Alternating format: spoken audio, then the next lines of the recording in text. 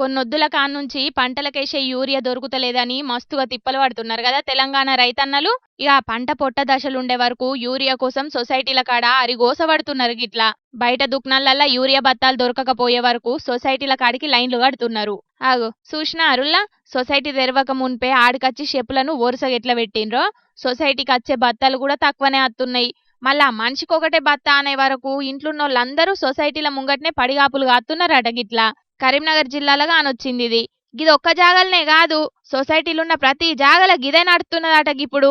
పొట్ట దశలున్న పంటకు ఎరువు లేకపోతే ఆరుగాలం కట్టబడ్డదంతా నీళ్ల పాలైనట్టేనని, తిండి తిప్పలు లేకపోయినా మంచిదేనని గీ తీరుగా సొసైటీల ముంగట ఎదురు చూస్తున్నారట రైతులందరూ. ఇక ఈ వీడియో వైరల్ అయ్యే వరకు చెయ్యిపాటి పాలన వచ్చిందంటే గంతే. ఇక ఇత్తునాలు ఎరువుల కోసం సొసైటీల ముంగట రైతన్నలందరూ లైన్ల నిల్చోవాల్సిందే. గిసొంటి ఎన్ని మలకల చూడలేదు అని అనబట్టిండ్రు చాలా మంది గిది చూసినోళ్ళు.